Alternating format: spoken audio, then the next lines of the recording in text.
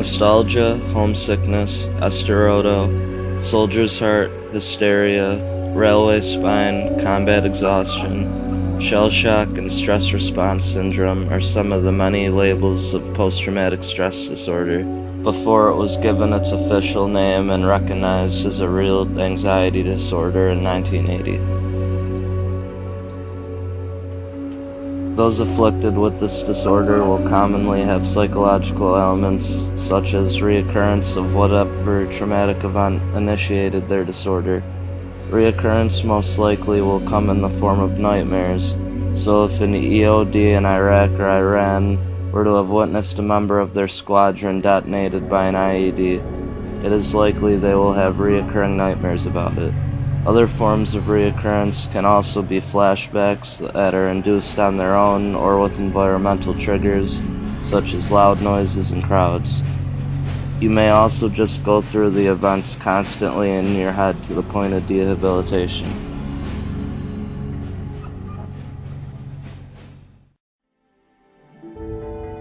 Emotional numbing and avoidance. Returning soldiers and veterans from long ago that now live a civilian life may also use avoidance to cope with the memories. If a person, place, or thing triggers reoccurrence, they will go out of their way to not be there. In some situations, this can also be debilitating. Feelings of detachment or lack of emotions, although less common, may also be prevalent. Even a lack of motivation to activities once found interesting by those who suffer. The third category of symptoms are arousal-related.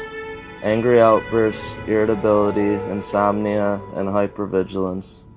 Symptoms such as these often cripple the victim socially.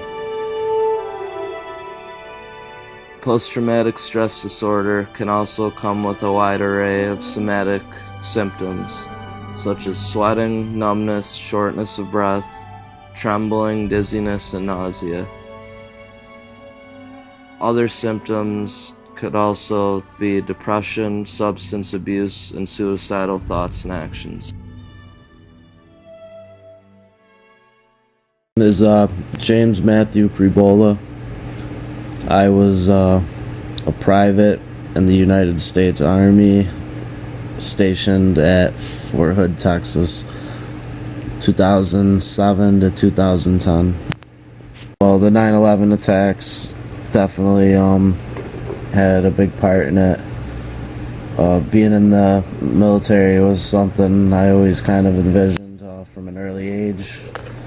I wanted to do my part and be something greater than myself and just kind of get out of Rochester to kind of grow up a little bit, I guess. We had a lot of people in our unit. Some were funny, some were there to make you a soldier.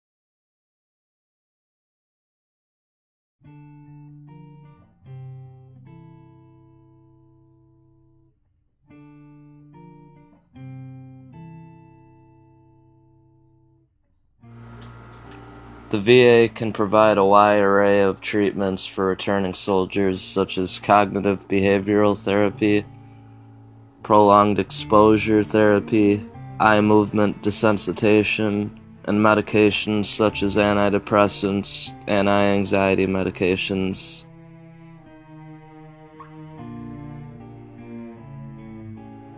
The message I wish to be taken away from this, if you or a loved one suffers from post-traumatic stress, is that you aren't alone,